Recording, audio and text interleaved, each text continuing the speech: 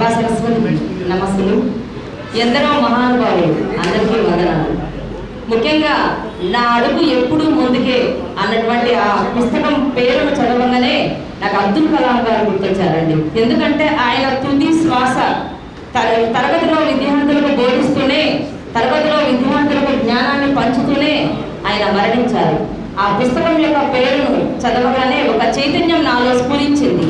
అంటే మనిషి ఏమి చేయాలనుకున్నా కూడా దానికి వయస్సు కానీ, పరిస్థితులు కానీ, పేదరికం కానీ ఇంకేమైనా కూడా అడ్డు రావు. ఒకవేళ అడ్డు వచ్చినా వాటన్నింటినీ అధిగమించి ఎప్పుడూ కూడా అడుగు వెనుకకు కాకుండా ముందుకే వేయాలి అని ఆ పుస్తకం ఒక చైతన్యాన్ని స్ఫురించే విధంగా ఉంది. ఈ పుస్తకాలన్నీ కూడా నేటి తరం స్ఫూర్తిగా పొందాలని నేను మనస్ఫూర్తిగా కోరుకుంటున్నాను. అలాగే రమేష్ బాబు సార్, ఒక్క నిమిషం నేను మాట్లాడతాను. ఎందుకంటే మా గురువులందరూ వేదికపై ఉన్నారు. వాళ్ళ మాటను గౌరవిస్తూ 2 నిమిషాలు ముగించాలి సార్. మీరు వింటే ఈ మాటలు చాలు. విశ్వవిద్యాలయం ఎంతో మందిని పరిచయం చేస్తుంది. ఒక విద్యార్థిగా నేనున్నప్పుడు, ఒక అధ్యాపకురాలిగా నేనున్నప్పుడు. కానీ రమేష్ బాబు గారు నేను ఎలా పరిచయమో, సార్ నాకు ఎలా పరిచయమో అంటే మా గురువు గారు గార్లపాటి దామోదర్ నాయుడు సార్ ద్వారా పరిచయం.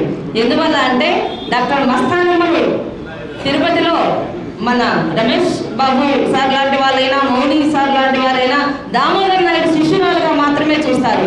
అలా ఆయన శిష్యురాలుగా నన్ను చూసే క్రమంలో సార్తో నాకు పరిచయం ఏర్పడింది. కాకపోతే ఇప్పుడే ముందు మాట్లాడినటువంటి దామోదర్ రెడ్డి సార్ చెప్పినట్టు విశ్వవిద్యాలయాల్లో సార్ లేకపోవడానికి కారణం ఏంటి అంటే ఆయన యొక్క వ్యక్తిగత అభిప్రాయాలే అని నేను అనుకుంటున్నాను. ఎందుకంటే ఏ విషయాలైనా సూటిగా స్పష్టంగా చెప్పేస్తారు వారిలో నాకు నచ్చిన గుణం అదొక్కటే అండి. ఏ విషయమైనా, వ్యక్తిగత అభిప్రాయమైనా, సమాజానికి సంబంధించిన విషయమైనా, రాజకీయ విషయాలైనా కూడా తను ఏమనుకుంటాడో సూటిగా స్పష్టంగా నిక్కచ్చిగా దాన్ని ఎదుటి వ్యక్తికి చెప్పేటటువంటి ఒక గొప్ప వ్యక్తి. అందువల్లే ఆయనైనా లేదంటే మాలాంటి వారైనా యూనివర్సిటీలలోకి ప్రవేశించలేకపోవడానికి ఒక కారణం. తర్వాత 20 ఏళ్ళగా నోటిఫికేషన్స్ రాకపోవడం కూడా మరొక కారణమే అయి ఉండొచ్చు. కానీ డాక్టర్ రమేష్ బాబు సారు ఎంతోమంది ఇప్పుడే మాట్లాడుకున్నాం. 8 పదుల వయసు నుంచి ఈ సభలో 3 పదుల వయసు ఉన్నటువంటి వయసు వాళ్ళందరూ ఉన్నప్పటికీ ఆత్మకథ, ఆయన యొక్క అనుభవాలను అక్షరాలుగా మరచి ఆత్మకథగా ఈరోజు మనం ముందుకు తెచ్చారు సార్. మీ ఆత్మకథ మా అందరికీ ఎంతో స్ఫూర్తినిస్తుంది. మా అందరికీ మాలో ఒక బాధ్యతను పెంచుతుంది. మీ అందరితో పాటే నేను కూడా పుస్తకాన్ని చదవాలి ఇంకా. కాకపోతే ఆయన యొక్క వ్యక్తిత్వాన్ని, ఆయన యొక్క మంచితనాన్ని నేను ఎప్పుడూ నెమరు వేసుకుంటూ ఉంటాను.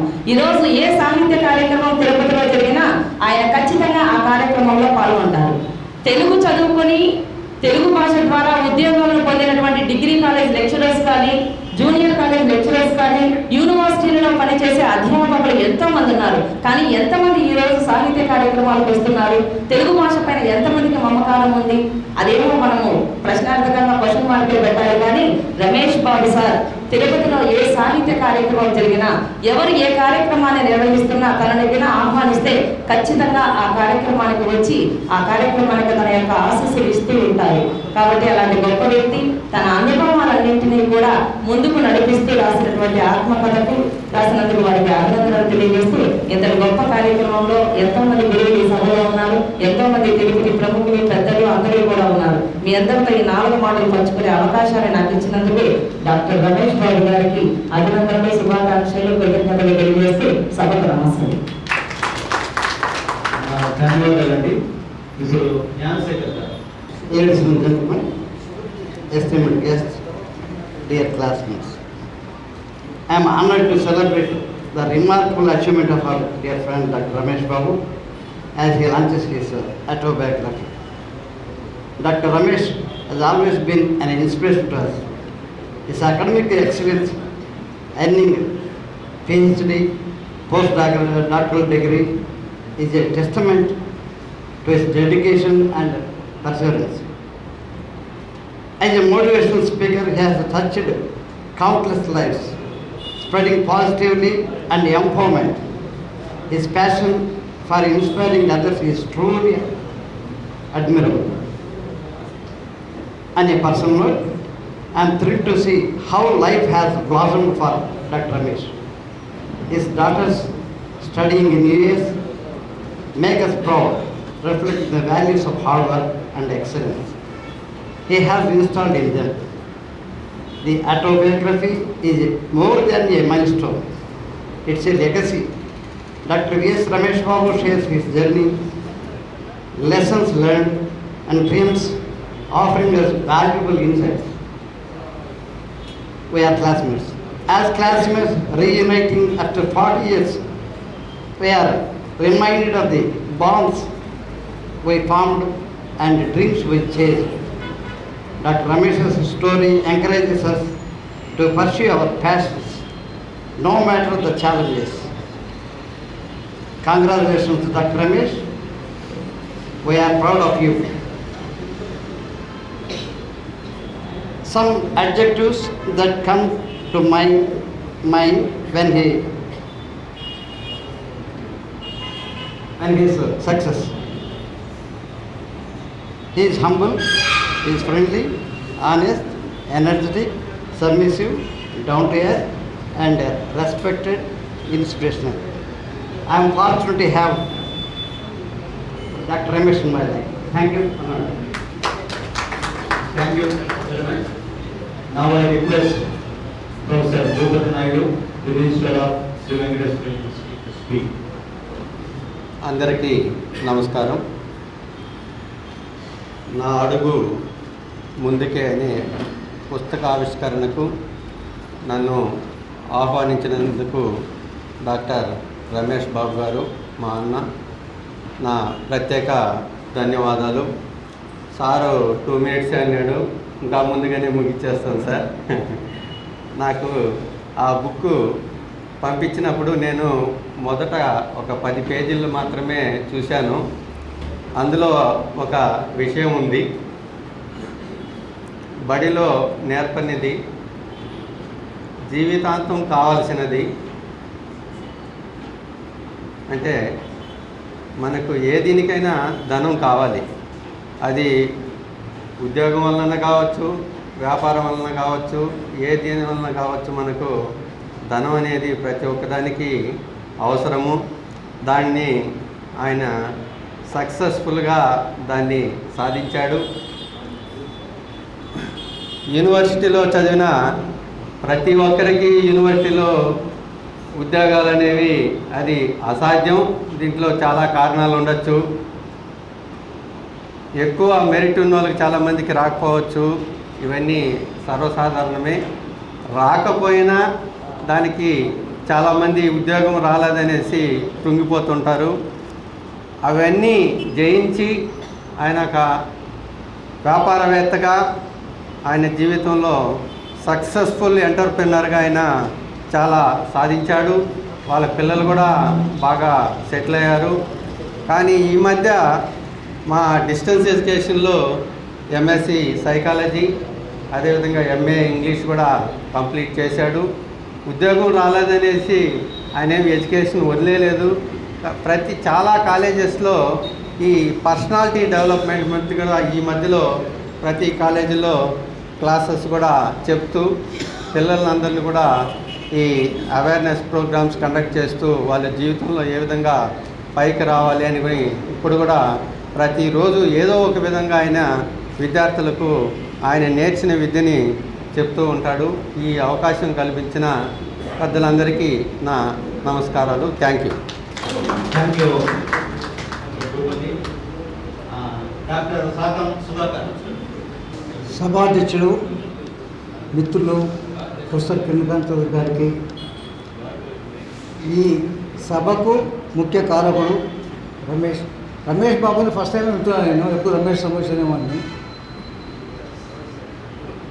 వేదిక పొందిన పెద్దలకు మరియు వేదిక పొందిన పెద్దలకు అందరికీ నా నమస్కారాలు. రమేష్ మా స్టూడెంట్ బీకామ్లో. నేను గవర్నమెంట్ కాలేజీలో లెక్చర్గా కడపలో పనిచేస్తూ తిరుపతికి వచ్చినప్పుడు ఫస్ట్ టైం కలిశాడు. నేను లెక్చర్ అయిన తర్వాత ఫస్ట్ టైం కలిశాడు. కలిసినప్పుడు నేను అడిగాను, రమేష్ ఏం చేస్తున్నావంటే, నేను వ్యాపారం చేస్తున్నాను సార్ అన్నాడు. ఏమంటే ప్రొవిజన్ స్టోర్ పెట్టుకున్నాను. ఏం జాబ్ ట్రై చేయలేదంటే, జాబ్ రాకపోవడం నా అదృష్టం సార్ అన్నాడు. That was his confidence. అంటే ఉద్యోగం వస్తూనే కాదు, ఉద్యోగం రాకపోయినా మనం డెవలప్ కాగలం అన్నాడు. తర్వాత కొన్ని సంవత్సరాలకి మళ్ళీ తిరుపతిలో కనపడినప్పుడు రమేష్ అన్నాడు, సార్ మీతో నాకు పని ఉంది అని. ఏమంటే నేను అనుకున్న ఇన్కమ్ సాధించేశాను సార్, నేను ఎంజాయ్ చేశాను ఆల్రెడీ. ఇంకొక ఎన్జిఓ పెట్టాలనుకుంటున్నాను. ఆ ఎన్జిఓ పెట్టినప్పుడు మీరు ఒక డైరెక్టర్గా ఉండాలి సార్ అన్నాడు. చాలా సంతోషపడ్డాను. అంటే నేను సంపాదించి చాలు, నాకు ఇంకా నేను సొసైటీకి ఏమో చేయాలా అనే దశలో ఆయన ఒక సమస్యలో ఇరుక్కున్నాను. నాకు తెలిసిన విషయం.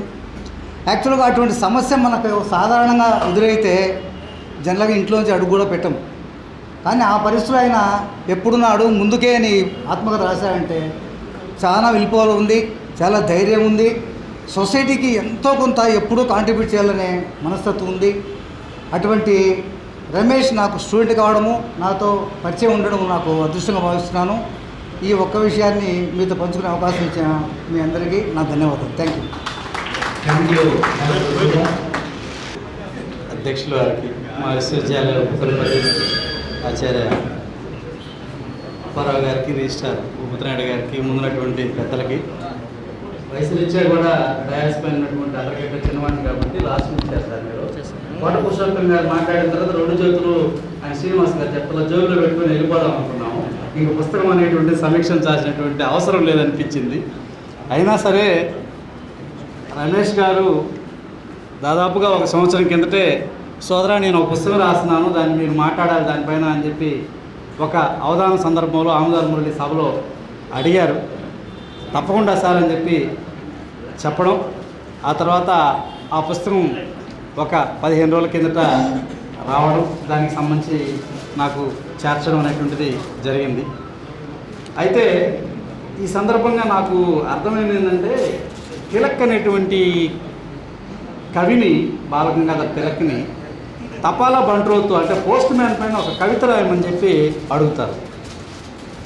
అప్పుడు తిలక్ ఆ కవితను ప్రారంభిస్తూ ఏం రాయమంటావు, ఒక సాదాసీదా తపాలా బంట్రోతు గురించి, చెవిలో ఒక పెన్సిల్ ముక్క, ఒక కాకి చొక్క వేసుకుని ఒక సాదాసీదా పేదవాళ్ళలా బతికేటువంటి ఒక తపాలా బంట్రోతు గురించి ఏం రాయమంటావు అంటూ కవితను ప్రారంభించి ఆ తపాలా బంట్రోతు యొక్క ఇంపార్టెన్స్ని గురించి చెప్తాడండి.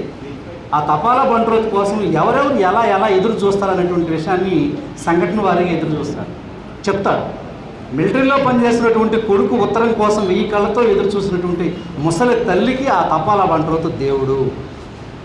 ఎక్కడో పనిచేస్తున్నటువంటి తన భర్త ఉద్యోగం రీత్యా ఉన్నటువంటి ఒక కొత్తగా పెళ్ళైనటువంటి యువతకి తన భర్త ఇచ్చేటువంటి ఒక లేఖ, పంపించేటువంటి లేఖ 2 ఇచ్చినటువంటి కలహార సరస్సులు అంటారు. అంటే ఉత్తరం రాకుండా పోస్ట్ మ్యాన్ గడప దాటి వెళుతూ ఉంటే ఆమె కళ్ళు 2 కన్నీటి దారాలతోటి కారి కళ్ళు ఎర్రబడినప్పుడు 2 కలహార సరస్సులు, తామర పువ్వుల సరస్సులు లాంటి ఆ 2 కళ్ళలో ఒక్కసారి పోస్ట్ మ్యాన్ తిరుగు చూడు అని చెప్పి చెప్తాడు. అంటే ఎందుకు చెప్తున్నానంటే, కవిత్వం అనేటువంటిది రాయడానికి అర్హమైనటువంటి వస్తువు అంటూ ఏది ఉండదని శ్రీశ్రీ చెప్పినప్పటికీ కూడా ఒక పుస్తకం రాయడానికి కథే అవసరం లేదు, నవలే అవసరం లేదు, కవిత్వమే అవసరం లేదు, ఆత్మకథ కూడా ఒక చక్కనైనటువంటి చోదక శక్తి కల్పిస్తుంది, మనిషిలో ఆత్మవిశ్వాసాన్ని పెంచుతుంది, ముందుకు వెళ్ళాలి, ఇలా బ్రతకాలి అని నేర్పిస్తుంది అనేటువంటిది ఈ పుస్తకం చదివిన తర్వాత నాకు అనిపించింది.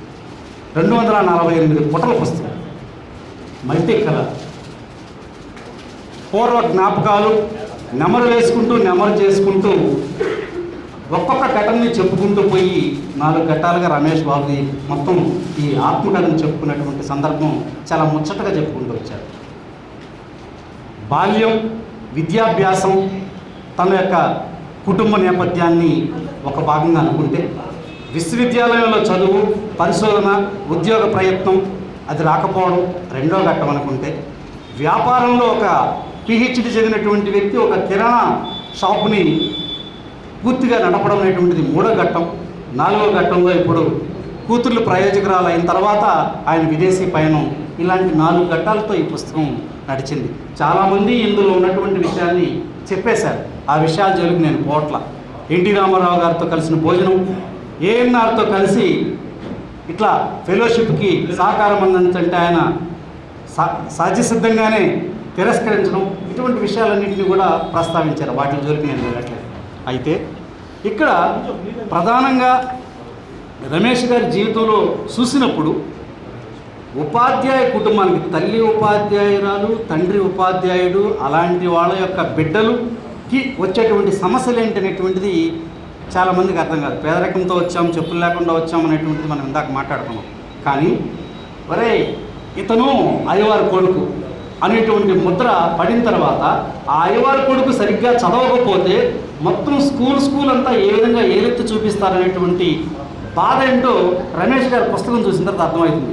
స్కూల్ టీచర్ కొడుకు కేవలం హాయిగా జరిగిపోతుందని చెప్పుకుంటారే కానీ స్కూల్ టీచర్ కొడుకు చదువులో వెనకబడితే ఎలా వెక్కిరిస్తారనేటువంటి విషయాన్ని పాపం రమేష్ గారు చాలా చక్కగా బాధాతప్త హృదయంతో చెప్తాడు. ఎందుకంటే చిల్లరగా తిరిగేటువంటి అతని విషయాల్ని ఎక్కడా దాచుకోకుండా అరమరకలు లేకుండా చెప్తాడు. ఆయనకి ఏ విధంగా పచ్చిమిరకాయ అనేటువంటి పేరు పెట్టి ఎగతాలు చేసిందంటే, పచ్చిమిరకాయ అంటే అంతే కదా సార్, అది మామూలుగానే ఉంటుంది, కొరికితే చాలా ఘాటుగా ఉంటుంది. ఎందుకంటే అతను జోలికి పోడు, ఎవరైనా అతను జోలికి వస్తే వదిలిపెట్టడం. ఇది అలాంటి మారుపేరు పెట్టుకున్నటువంటి ఎల్లంపల్లి దగ్గర నుంచి, బైరెడ్డిపల్లి దగ్గర నుంచి తండ్రి ఎమ్మెల్సీగా పోటీ చేయాలనేటువంటి ఒక ఆకాంక్షతో ఆ రోజునటువంటి ఎంపీ గారి కోరికతోటే ఉపాధ్యాయ వృత్తికి రాజీనామా చేసి చివరికి ఎమ్మెల్సీగా పోటీ చేయకుండా ఉండేటువంటి పరిస్థితులు అక్కడ రావడం, ఆ ఉద్యోగాన్ని పోగొట్టుకోవడం, పెన్షన్ లేకుండా పోవడం. ఆ తర్వాత 1924లో ప్రభుత్వం తీసుకున్నటువంటి ఒక నిర్ణయంతో 58 ఏళ్ల వయసులో ఉద్యోగ విరమణ చేయాల్సినటువంటి తల్లి 55 ఏళ్లకే వయసు తగ్గడంతో రిటైర్మెంట్ కావడం. అంటే ఒక టీచర్ పిల్లలు అనేటువంటి వాళ్ళకి ఏమి సమస్యలు ఉండవు అని చెప్పి అనుకుంటున్నటువంటి ఈ సమాజంలో టీచర్లుగా ఉన్నటువంటి వాళ్ళు అర్ధాంతరంగా ఎలా మిగిలిపోతే ఆ బిడ్డల పరిస్థితి ఏంటనేటువంటి విషయాన్ని కుటుంబ నేపథ్యం నుంచి రమేష్ గారు చెప్పినటువంటి తీరు చూస్తే నిజమే కదా, నాణ్యానికి ఒకవైపే మనం చూస్తున్నాం, రెండో వైపు నాణ్యం నుంచి కూడా చూడాలి కదా. ఎంతసేపు పేద కుటుంబాల్లోనే కాదు, ఉన్నతమైనటువంటి స్థిమితమైనటువంటి ఉద్యోగస్తుల కుటుంబాల్లో ఉన్నటువంటి రెండో నాణ్యం వెనుకున్నట్టు నాణ్యంకి రెండో వైపు ఉన్నటువంటి కోణాన్ని రమేష్ గారు చాలా జాగ్రత్తగా దాన్ని చెప్పుకుంటూ వస్తాడు. అంటే పొదుపు ఈయన జీవితంలో ఎలా అయిందనేటువంటి విషయాన్ని చివరగా చెప్తాను. యూనివర్సిటీలో ఒక కామర్స్ ఇంగ్లీష్ మీడియం చేరి పట్టుదలతో ఇంగ్లీష్ అయ్యవారి మీద పంతంతో ఇంగ్లీష్ మీడియం బీకామ్ మొదట ఫస్ట్ క్లాస్లో ప్రారంభమై ఆ రోజుల్లో విశ్వవిద్యాలయాల్లో సీట్ రావాలంటే ఇప్పటిలాగా ఎంట్రన్స్లు కాదు, 3 మార్క్ లిస్టులు ఉండాలి. ఆ 3 మార్క్ లిస్టులో మెరిట్ ఉంటేనే యూనివర్సిటీ. పొరపాటున first year, second year, final ఇయర్లో ఏదైనా ఒక పేపర్ పోయిందంటే ఆ విద్యార్థికి యూనివర్సిటీలో సీట్ ఇచ్చేవాళ్ళే కాదు. అది ఆ రోజుల్లో రూల్. ఆ పరిస్థితుల్లో అతను బీకామ్ నుంచి ఎంకామ్ యూనివర్సిటీలో సీటు సంపాదించి పూర్తి చేసి ఆ తర్వాత పిహెచ్డి చేసి రకరకాలైనటువంటి ఒడిదుడుకుల మధ్య ఉద్యోగాన్ని పొందలేకపోయినానికి సమస్యల్ని కొంచెం చెప్పాడు. ఎందుకంటే అది బాధగానే ఉంటుంది. ఎవరో ఒక మా ఆచార్యులు చెప్పినట్టు గుర్తు, ఫస్ట్ ర్యాంక్ వచ్చినటువంటి వాళ్ళు, క్లాసులో ఫస్ట్ ఉన్నటువంటి వాళ్ళు యూనివర్సిటీలో ప్రొఫెసర్లు ఎప్పటికీ కాలేరు మిత్రమా. వెనక బెంచ్లో కూర్చున్నటువంటి వాళ్ళు, పుస్తకం గిరాట కొట్టినటువంటి వాళ్ళు ఖచ్చితంగా యూనివర్సిటీలోకి వస్తారు అని ఒక సందర్భం ఆయన చెప్పాడు. ఇది చదివిన తర్వాత నాకు నిజమేనని చెప్పి అనిపించింది. అంటే అక్కడ ఆయన చెప్పినటువంటి దాంట్లో ధర్మ ఆగ్రహం, ధర్మంతో కూడినటువంటి తనకి ఉద్యోగం రాలేదే, ఎంకామ్ ఫస్ట్ క్లాసు, పిహెచ్డి చేసి, పీడిఎఫ్ చేసి అనేక రకాలుగా అన్నింటిలో ముందుండి ఢిల్లీ లెవెల్లో కాన్ఫరెన్స్లు లేకపోతే వర్క్షాపులు, అదేవిధంగా హైదరాబాద్ లెవెల్లో రకరకాలైనటువంటి వాటిలో పాల్గొన్నటువంటి నాకు రాలేదు రకరకాల సందర్భాల్లో అనేటువంటి విషయాన్ని ధర్మంతో కూడినటువంటి ఆగ్రహాన్ని, బాధని వ్యక్తం చేశాడు. తనతో పాటు చదువుకున్నటువంటి వాళ్ళు తనకు ఉద్యోగం రాక, అందుకే చెప్తాడు ఆయన, ఎక్కడో లెక్చర్ పోస్ట్ వస్తే వెళ్ళలేదు, నాకు పీడిఎఫ్ ఉంది, దాంట్లో 3,200 రూపాయలు నాకు వస్తుంది నెలకి, వదిలేని చెప్పి వదిలేశాను. మేఘాలను నమ్ముకొని ఉన్నటువంటి కొండలో నీళ్లు ఒలకబోస్తున్నాడంట ఎవడో ఒక తిక్కలోడు. అలా అయింది నా పరిస్థితి అని చెప్పుకుంటాడు, పాపం ఓపెన్గానే చెప్పుకుంటాడు. ఆ రోజు ఎక్కడికో విదేశాల్లో ఆయన లెక్చర్ పోస్టుకు పిలిచినప్పుడు నాకు వద్దులే అని చెప్పి వాళ్ళ భార్య కూడా వెళదామని అన్నప్పుడు కూడా ఈయన ఎందుకు వద్దు, యూనివర్సిటీలో పడతాయని చెప్పి ఆలోచించడం, ఆ పీడిఎఫ్ ఉందిలే నీకేం ఇబ్బంది లేదు, తర్వాత అయినా నీకు ఉద్యోగం వస్తుందని చెప్పి ఆ రోజు సెలక్షన్ బోర్డు చెప్పినప్పుడు సంతృప్తి చెంది బయటికి రావడం, ఆ తర్వాత అది లేకుండా ఇది లేకుండా పోయినటువంటి సందర్భంలో బాధ ఉంటుంది. తనతో పాటు చదువుకున్నటువంటి వాళ్ళు కృష్ణా ఎక్స్ప్రెస్లో ఎక్కి కావాలి పీజీ సెంటర్లో దిగి ఉద్యోగాలు చేస్తున్నప్పుడు చంద్రయ్య సార్ ఏమో నాకు తెలియదు, ఆ పుస్తకంలో పేరు మెన్షన్ చేయాల ఏమో సార్, అదే నాకు ఇప్పుడు అర్థమైంది. అదే కావల్లో ఇక్కడ ఎక్కి కృష్ణా ఎక్స్ప్రెస్ 5:30కి 9:30కి కావల్లో దిగి పీజీ సెంటర్కి ఆచార్యుడిగా లేదా ప్రొఫెసర్గా వెళ్తున్నటువంటి వాళ్ళతో పాటు జీడిపప్పు వ్యాపారం చేయడానికి వేటపాళ్ళకి వెళ్ళి పెద్ద పెద్ద బస్తాలతో జీడిపప్పు తీసుకొని మూటలు మోసుకునే వాళ్ళలాగా తీసుకొచ్చేటువంటి విద్యార్థి ఒకే బెంచ్లో ఒకే పరిశోధన చేసినప్పుడు ఒకరు ఇలా ఒకరు అలా అన్నప్పుడు ఖచ్చితంగా ఆ బాధ కలుగుతుంది. ఆ బాధ ఆ వాక్యాల్లో పొందేమో అని చెప్పి నాకు అనిపించింది. ఇది కూడా ఆయన చెప్పుకుంటాడు. తర్వాత రమేష్ గారు వ్యాపారంలోకి అడుగుపెట్టిన తర్వాత దేన్నైనా సరే అంటే ఇది చదివిన తర్వాత మనకేంటంటే ఒకటి కాకపోతే వెంటనే ఆ వ్యవస్థ పైన ద్వేషం పెంచుకొని ప్రతీకారం పెంచుకొని ఎలాగైనా అంతం చూడాలనేటువంటి తత్వం ఆయనకి కనిపించలేదు. ఇది కాలేదు కదా, వేరే రంగంలోకి వెళదాం, వేరే దాన్ని చూద్దాం అని చెప్పి ఎప్పుడైతే ఒక మనిషి తన అహాన్ని అహంకారాన్ని చంపుకొని వేరే రంగంలోకి వెళ్తాడో తప్పకుండా విజయం సాధిస్తాడు అనేటువంటి చెప్పడానికి రమేష్ గారు దీంట్లో చెప్పినటువంటి మాటలు నాకు చాలా నచ్చాయి. ఎందుకంటే ఒక జీడిపప్పు హోల్సేల్ వ్యాపారం కావచ్చు, ఇంకోటి కావచ్చు, నట్స్ కావచ్చు, తర్వాత కిరాణా షాపు ఓపెన్ చేయడం, వీటన్నిటి కూడా ఆయన ప్రతిదానికి ఒక టార్గెట్ని పెట్టుకుంటాడు. ఖచ్చితంగా టార్గెట్ని పెట్టుకొని నేను 10 సంవత్సరాలు 1 కోటి రూపాయలు సంపాదించాలన్నప్పుడు 6 సంవత్సరాల్లోనే ఆ 1 కోటి రూపాయలు సంపాదించి ఒక స్థాయికి వెతకడం అంటే నమ్మినటువంటి వాటిని ఇష్టంగా మలుచుకోవడం అనేటువంటిది ఆయన కనపడుతుంది. ఆ తర్వాత అందరితో ఆగుంటే సరిపోయేది, నేను రియల్ ఎస్టేట్ రంగంలోకి వెళ్ళకపోతే బాగుండేదేమో, రకరకాల వాళ్ళని నమ్మి అనవసరంగా రియల్ ఎస్టేట్ రంగంలో మోసపోయాను. నన్ను నమ్మినటువంటి ప్లాట్లు కొన్నటువంటి వాళ్ళకో లేకపోతే డబ్బులు ఇచ్చినటువంటి వాళ్ళకి మిగతా వాళ్ళలాగా నేను 2 చేతులు ఎత్తి చూపించలేకపోయినాను. ఏదో ఒక విధంగా నా స్థలాలు, నా పొలాలు, నాకున్నటువంటి ప్రాపర్టీస్ని అమ్మి వీడు నాకు ఏం డబ్బులు ఇవ్వాల్సిన పని లేదు అని అనిపించుకున్నాను. ఆత్మసంతృప్తి చాలు. నేను ఒకవేళ సంపాదించిందన్న పోగొట్టుకున్నప్పటికీ కూడా నాకు ఆ చెడ్డ పేరు మాత్రం నేను మిగిల్చుకోలేదని చెప్పి ఆయన రాసుకున్నటువంటి విధానం నాకు నచ్చింది. ఆ తర్వాత చివరిగా మనకి కనిపిస్తే వ్యాపారం అనేటువంటిది, ఉద్యోగం అనేటువంటిది లేనప్పుడు వ్యాపారం ఎలా చేయాలి, వ్యాపారంలో ఎలా నేర్చుకోవాలి అనేటువంటి విషయానికి సంబంధించినప్పుడు ఈ జీవిత చరిత్ర చదివినప్పుడు చాలా విషయాలు మనకి అర్థమవుతాయి.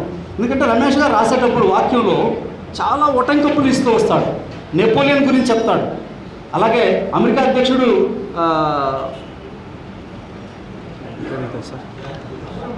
అబ్రహం లింకన్ గురించి చెప్తాడు, ఎన్నిసార్లు అపజయాలు పొంది విజయం పొందినటువంటి.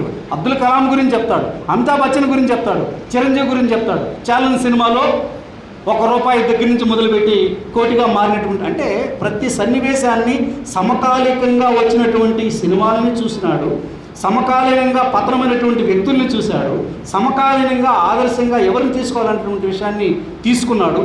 అందువల్లే ఆయన మళ్ళా అందులో నుంచి వచ్చి ఈ వ్యాపారంలో రాణించగలిగినటువంటి పరిస్థితి, ఈ పుస్తకం దాకా రాయగలిగినటువంటి నేపథ్యాన్ని ఆయన రకరకాల వ్యక్తుల్ని సమాజంలో పరిచయం చేసుకుంటూ చూసుకుంటూ, వాళ్ళకంటే మనమేం పెద్ద ఏం ఎక్కువ కాదులే, అమితాబ్ బచ్చన్ కంటే మనం ఏముంది, ఒకప్పుడు కోటేశ్వరుడు అయ్యాడు, తర్వాత మొత్తం ఏం లేకుండా పోయాడు, 10 సంవత్సరాల సినిమాలు లేకుండా, తర్వాత మళ్ళీ కౌన్బరాగా కలవబద్దరు కదా పెద్దోడు అయింది అనేటువంటి కొన్ని ఆయన తీసుకున్నటువంటి లీడ్స్ అనేటువంటివి చిరంజీవి ఛాలెంజ్ సినిమానే, కానీ మనం ఎందుకు కాకూడదు అనేటువంటి ఒక తక్కువ. అంటే నైపుణ్యం అనేటువంటిది ఏ రంగంలో మనం ఎంచుకుంటామో ఆ రంగంలో పూర్తిగా మన మనసు ఏకాగ్రతను కానీ కనబరిస్తే ఖచ్చితంగా దాంట్లో మనం ముందుకెళ్తాం అనేటువంటి విషయం ఈ పుస్తకంలో ఆయన ప్రతి వాక్యం కూడా రుజువు చేసేటువంటి ప్రయత్నం చేసింది.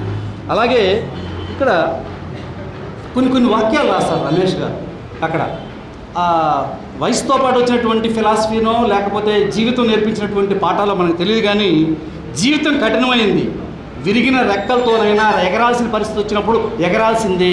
ఇలాంటి మాటలు విన్నప్పుడు ఆత్మహత్యకు పోయేవాడు కూడా వెనక్కి వచ్చేసి మళ్ళీ జీవితాన్ని ప్రారంభిస్తాడు. నిజంగా అందుకు ఈ పుస్తకాన్ని చదవాలి. ఎందుకంటే జీవితం అంటేనే కఠినమైంది, అందరికీ పూలపానుకునేటువంటిది కాదు.